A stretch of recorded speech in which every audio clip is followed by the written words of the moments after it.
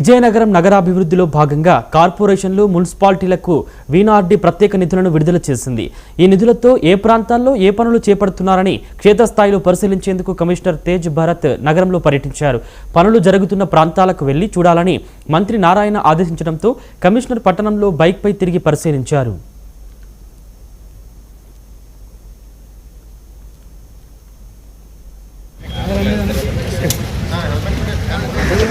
ద్వారా ఏవైతే funds sanction చేసి డిఫరెంట్ డెవలప్మెంట్ వర్క్స్ ఇచ్చున్నామో దానికి సంబంధించి రివ్యూ చేయడం జరిగింది. విజయనగరం మున్సిపల్ కమిషనర్ గారు, అలాగే నెల్లిమర్ల మున్సిపాలిటీకి సంబంధించి నెల్లిమర్ల మున్సిపల్ కమిషనర్ గారు, వారి సిబ్బంది, ఇంజనీరింగ్, టౌన్ ప్లానింగ్ ఆఫీషియల్స్తో ఈరోజు ఇక్కడ మీటింగ్ పెట్టడం జరిగింది. ప్రధానంగా ఏంటంటే విఎంఆర్డీఏలు మొత్తం 5 మున్సిపాలిటీలు ఉన్నాయి. జీవీఎంసీ, విజయనగరం, నెల్లిమర్ల, యలమంచిలి, నర్సీపట్నం మొత్తం 5 మున్సిపాలిటీలు విఎంఆర్డీ పరిధిలోకి వస్తాయి. సో ఈ మున్సిపాలిటీస్ చిన్న మున్సిపాలిటీస్ కాబట్టి వాళ్ళకి ఫండ్ షార్టేజ్ ఉంటుంది కాబట్టి డెవలప్మెంట్ వర్క్స్ కోసం వాళ్ళకి మనీ శాంక్షన్ చేయడం జరిగింది. విజయనగరం మున్సిపాలిటీకి సుమారు 9.9 కోట్లు విఎంఆర్డీ ద్వారా శాంక్షన్ చేశాము. నెల్లిమర్ల మున్సిపాలిటీకి సుమారు 5 కోట్లు శాంక్షన్ చేశాము.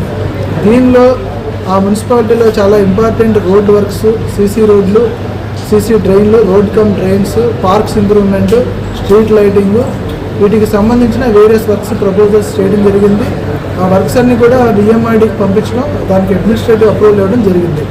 సో ఇప్పుడు అడ్మినిస్ట్రేటివ్ అప్రూవల్ అయిన తర్వాత టెక్నికల్ శాంక్షన్ కూడా కంప్లీట్ అయిపోయింది. టెండర్స్ కూడా కాల్ఫర్ చేశారు. విజయనగరంలో ప్రధానంగా మనకి మే 28వ తారీఖుకి టెండర్ టైం లైన్ కంప్లీట్ అవుతుంది.